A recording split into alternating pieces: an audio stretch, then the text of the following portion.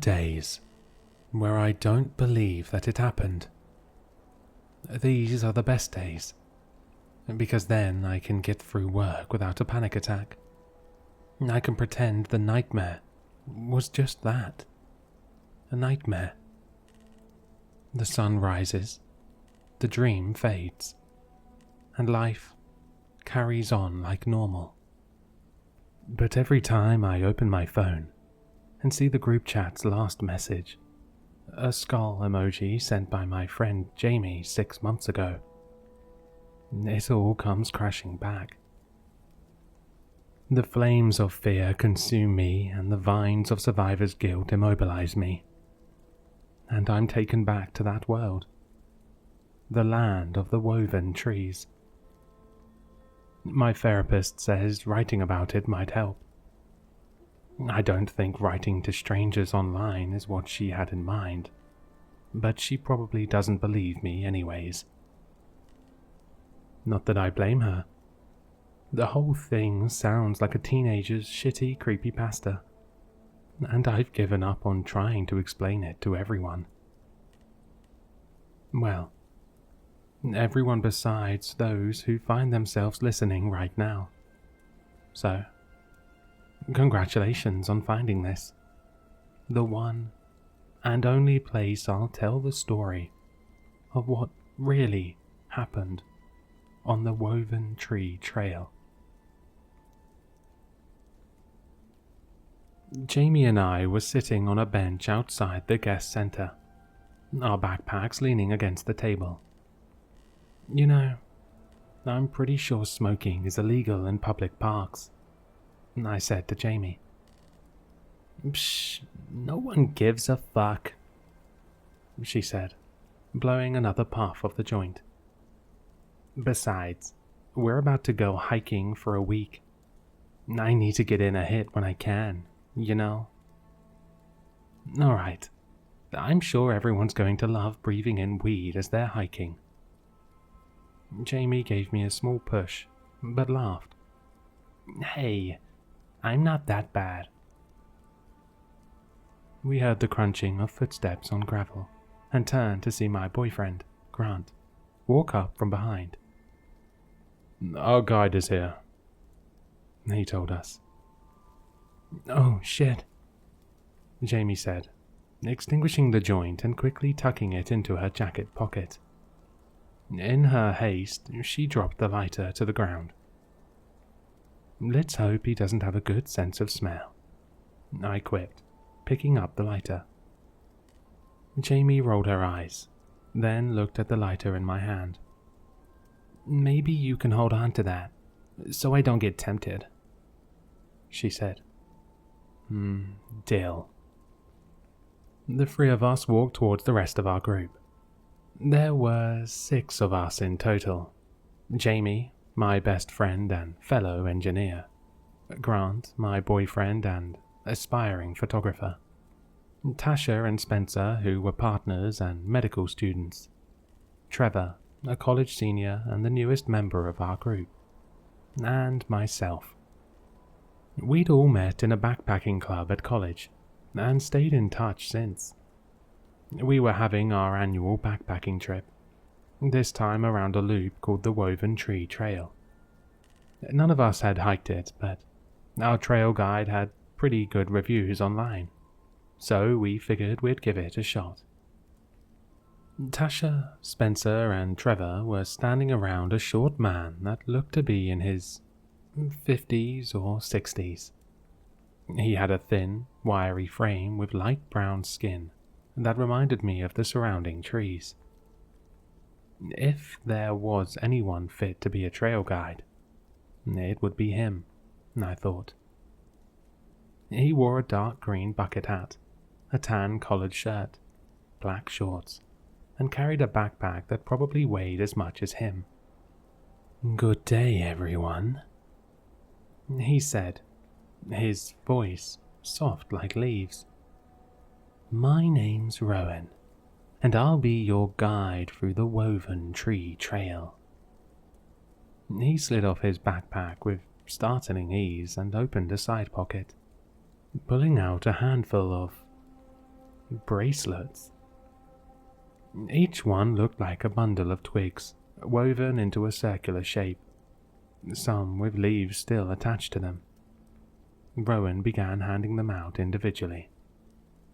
"These are safety bracelets, designed courtesy of the park," he explained. "Each one is equipped with a GPS tag that I can keep track of using my own. I won't be with you for much of the hike, but the trail itself is fairly straightforward.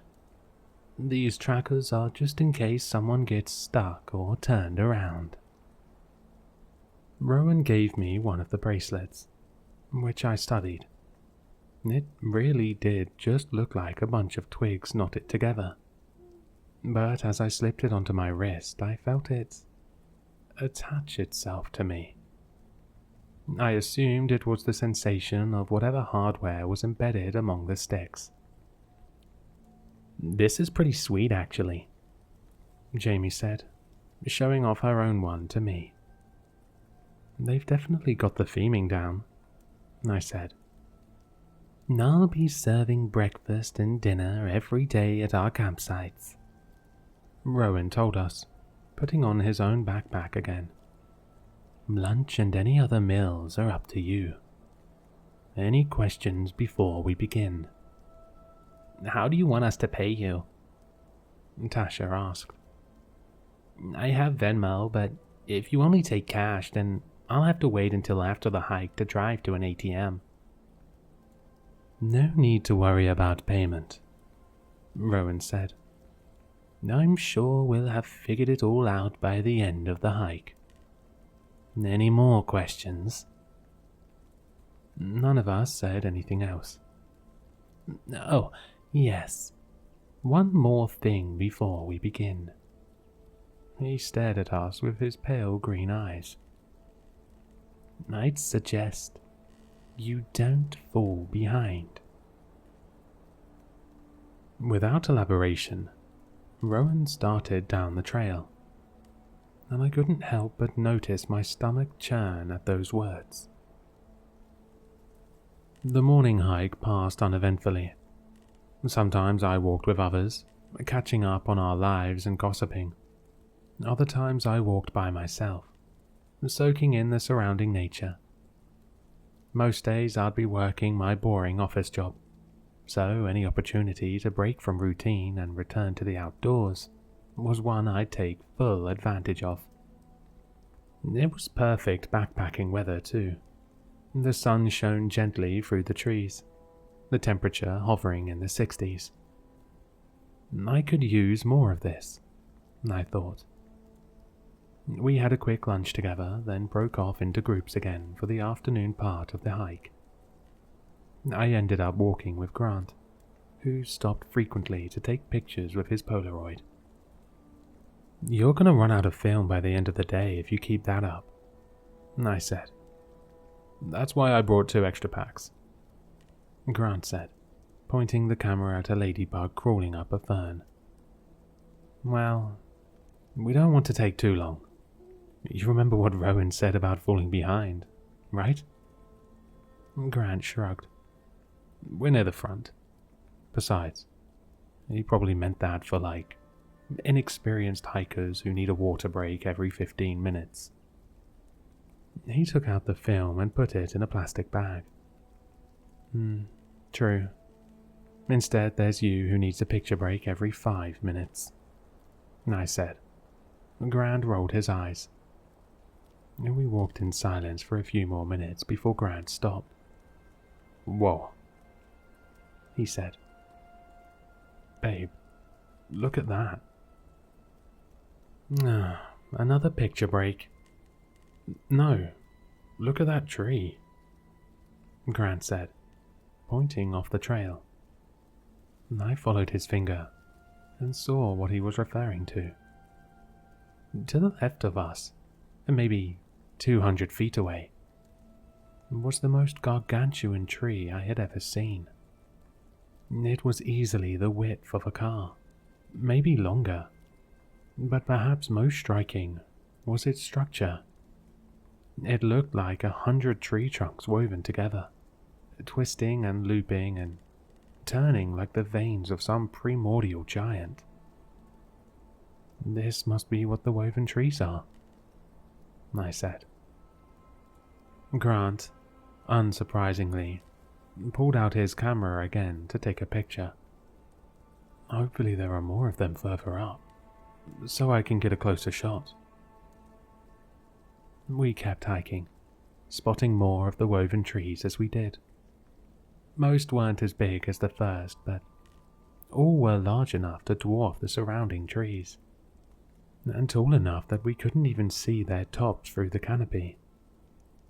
They were all relatively far from the trail, almost like the trees wished to hide from less observant hikers. We reached the campsite in the late afternoon, where Rowan was hunched over a crackling fire, stirring something in a pot. "Congrats on being the first ones," Rowan said, not taking his eyes off his task. "How long have you been here?" I asked, admiring the old man's speed. "Long enough to start up dinner," Rowan said. He closed the pot lid. "I assume the others are close behind?" I shrugged. "Not sure. I don't think they were too far back, though." "Hey, you've got to see some of these pictures we got," Grant said, pulling out his plastic bag. "There were these massive trees that looked like a bunch of trunks combined." "You know, there's a legend about those trees," Rowan said, his voice layered with passion. "They say that the woven trees are the remnants of ancient gods. These gods used to rule the land, but as time passed, they gradually sank more and more into the ground, until they grew roots and became those trees. The legend says that if you touch one of the trees at night, you will turn into wood and become woven into the tree." "They kinda look like the bracelets you gave us," I said, holding out my wrist. Rowan gave a proud smile. "I'm glad someone noticed the detail." "I wonder how such a plant even exists," Grant said. "Is it literally hundreds of trees growing together, or one giant tree? Because if it's all one, then surely it's the tallest in the world, right?" Rowan shrugged. "Not much is known about the woven trees. They're unique, only to this part of the world, and this trail is the only way humans can see them."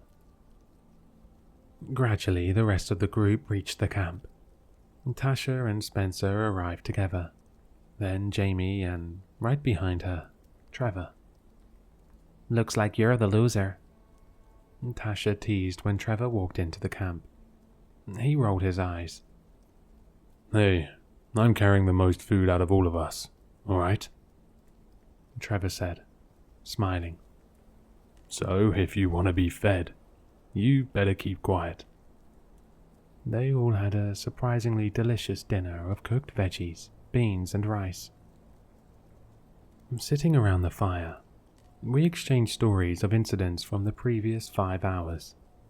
Apparently, Spencer had accidentally dropped his water bottle into a creek bed, which took him and Tasha nearly half an hour to get.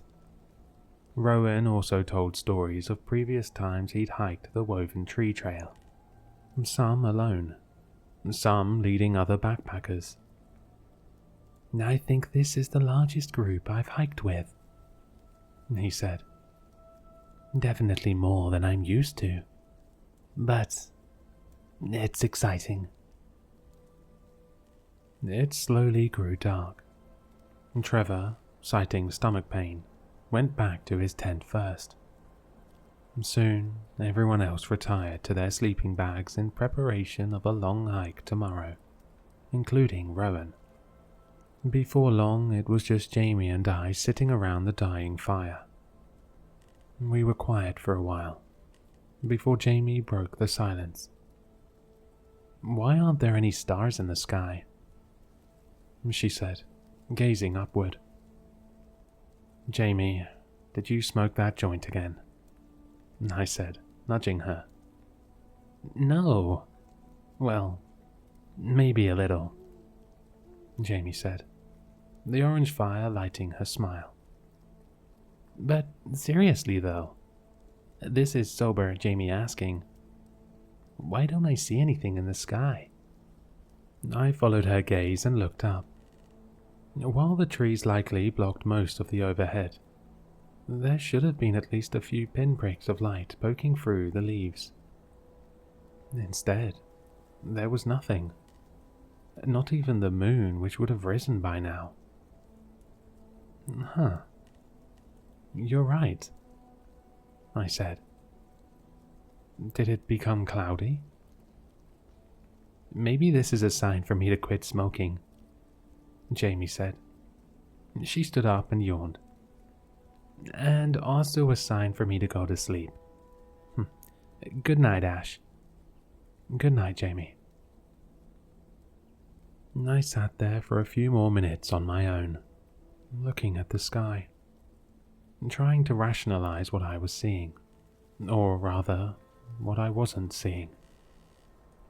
Eventually, I convinced myself that I was tired from the hike, doused the embers with water, and retreated to my tent. But I couldn't shake off the feeling of my stomach churning, as if to warn me of what's to come. The next morning, Rowan had an announcement. "Earlier today, Trevor decided to leave," he told us. "He was experiencing a lot of pain, so we walked over to a nearby road where park officials picked him up. It was probably that heavy backpack of his," Tasha said. "That shit can be painful." "And he left without saying goodbye?" I asked. "That's kind of weird." "Yes. Unfortunately, he had extreme abdominal pain, and we couldn't risk him staying for too long," Rowan said. "Thankfully, there's a road close to this campsite, so he was safely transported to a hospital. Not the first time he bailed on our annual trip," Tasha said. "Remember when we tried to go to the Grand Canyon that one year? He cancelled last minute to go to a friend's birthday party.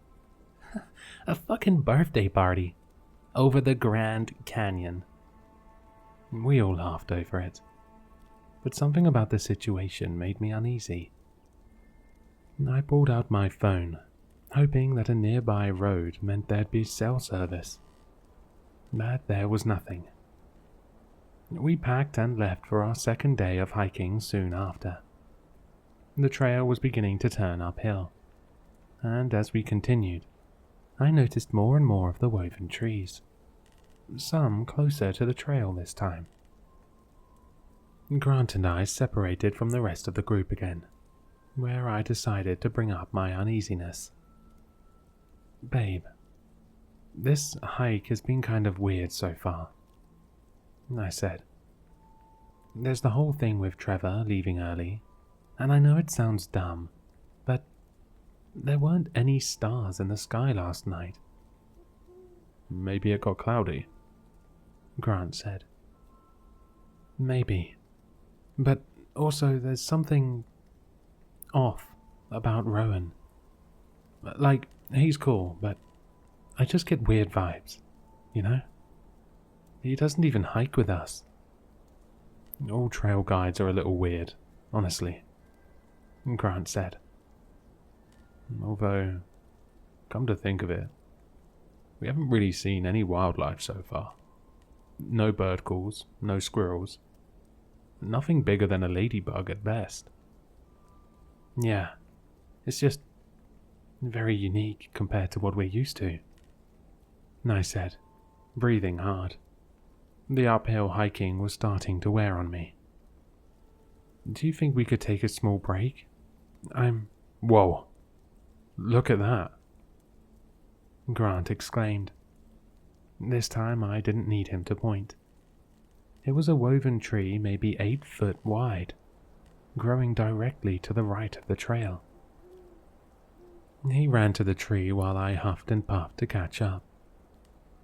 From up close, I could see the intricacies in its trunk. Contrary to what I had assumed from a distance, the trunk itself was uneven in thickness. The threads of wood bulged out and folded in like an amateur had woven it. Each individual log climbed, twisted, branched off, branched together, even looped back into itself.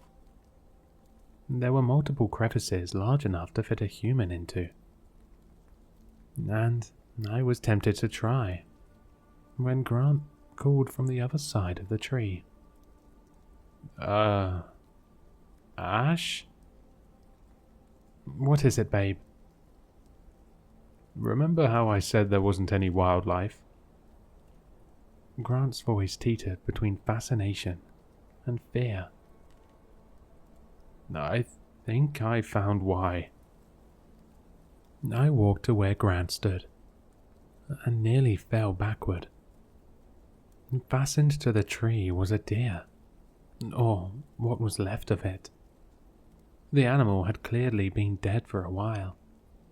Its skin was largely rotted away, its skeleton sticking out from behind the decayed flesh. At least, that is, for the upper half of its body. The bottom half was fused with the tree. Sandy grey bark had seemingly grown around its stomach and hind legs, reminding me of the sundew, a carnivorous plant which slowly wrapped its nectar-lined leaves around unlucky insects. Except this was much larger than a sundew. Looking closer, I could see fresh growth around the part of the deer that touched the bark, almost like the tree was slowly swallowing its meal whole. A putrid smell invaded my nostrils, threatening to give my breakfast a reappearance. We stood there in silence. I think we should stay away from the trees, Grant finally said. You think? We ended up waiting for everyone else to warn them about the tree. I couldn't fathom how a plant was doing such a thing. Either the deer was already dead when it was attached, or the tree somehow immobilized and killed it. Maybe a hunter left it there and forgot, and the tree just grew around it, Tasha suggested when she saw the deer. I don't think trees can do that, Spencer said. Trevor would know. He's the one studying botany, Jamie said. By the way, did Rowan go ahead of y'all? Grant and I looked at each other. We haven't seen him since this morning. I thought he was with you three, I said. No, he went ahead of us, Tasha said. Frankly, I don't know how he does it. He's probably twice our age and kicking our asses. On this uphill part too. How did he get past Grant and I without us noticing? I wondered out loud. Maybe he took a different path, Grant suggested. After all, he makes dinner for us. Maybe there's secret tunnels to get there quicker. Secret tunnels? I said. Hey, it's not my dumbest idea. We got ready to continue our hike, but before we left, I looked at the deer again. Its empty eye socket stared back at me. Its jawbone hung open in a frozen scream. I got the same feeling in my stomach again. The churning feeling that with every step we took, the deeper we went into the belly of a beast. Perhaps out of fear, the 5 of us stuck together for the rest of the day. The trail continued steadily uphill, which meant lots of rest breaks. Compared to the morning, The afternoon was uneventful, although I couldn't help but notice the woven trees were replacing more and more of the other flora. We were almost at the next campsite, when Spencer stopped to get a rock out of his hiking boot. "You all go ahead. I know you're hungry for dinner," he said to us. And hungry we were. Rowan had cooked a pot of mouth-watering mac and cheese, which we instantly devoured. For a moment, I was able to forget about all the strange happenings from that day. But the same couldn't be said for everyone else. "How did you get up here so quickly?" Jamie asked Rowan. "Ashley and Grant didn't even see you hike past them." "You know, Jamie," Rowan said slowly, "the more you hike this trail, the more you become a part of it." Jamie laughed. "What does that even mean?" "It means I'm your trail guide. You don't need to worry about such things." Rowan's voice dripped with agitation. "What about the tree that was eating a deer?" Rowan paused, the question clearly catching him off guard. I saw something flash through his eyes. Was it fear? Or maybe anger? But before he spoke, Spencer walked up to us. "Hey, y'all. I'm feeling a little under the weather. I think I'm going to turn in for the night," he said. "Do you want me to get you a bowl of mac and cheese for you, Spence?" Tasha asked. "Nah, I'm good. Not much of an appetite." "Okay. Well, make sure you at least eat something, babe." We sat around the fire and chatted through the evening. But a lot of the energy that we'd had the first night was gone. Rowan kept much more to himself this time, as if he'd gotten sick of us. Soon, Tasha retreated to her tent to take care of Spencer, and a few minutes later, Rowan left to his, leaving Grant, Jamie, and I. "Is it just me, or is something up with him?" Jamie asked us once Rowan was out of earshot. By that point, it was almost dark. I mean, there's clearly something he knows that we don't. Honestly, he's the least of our worries right now. This forest is weird as hell, I said. "Very true." Jamie glanced upward. "Look up. Still no stars in the sky." Grant and I followed her gaze. Jamie was right.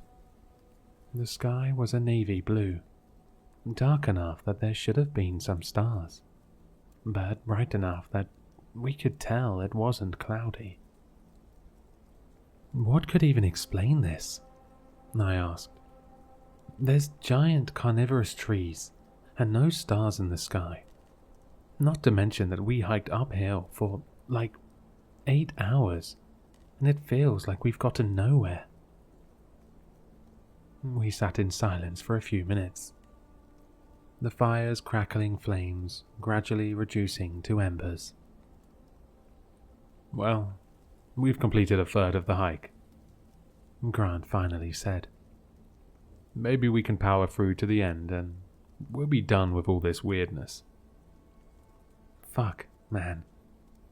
I really need another joint," Jamie said. We went back to our tents soon after, but I couldn't sleep.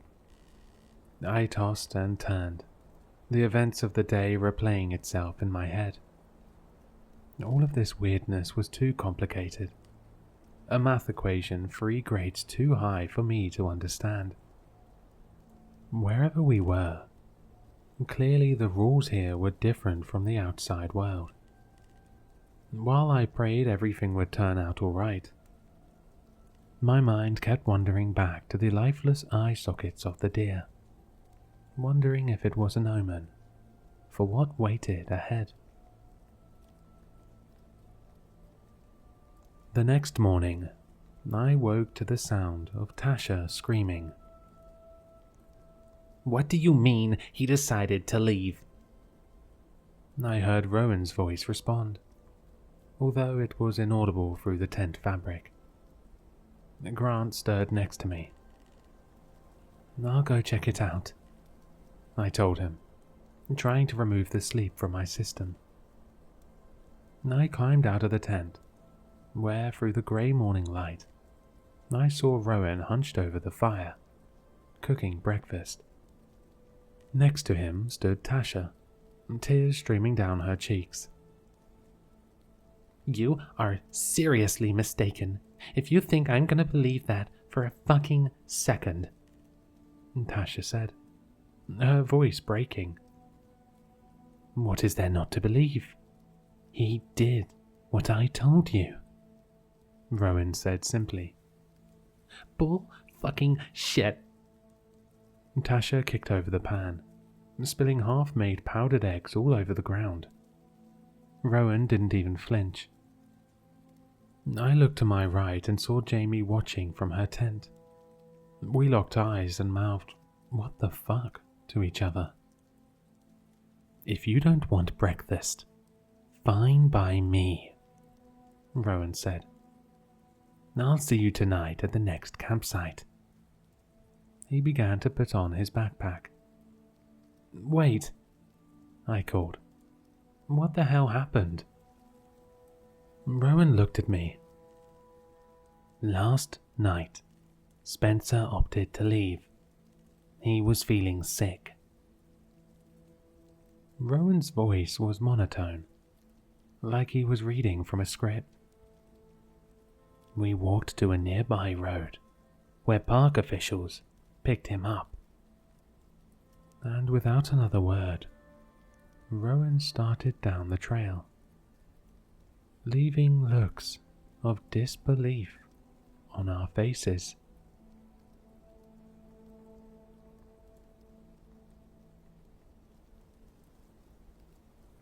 Hello, Sinister listeners.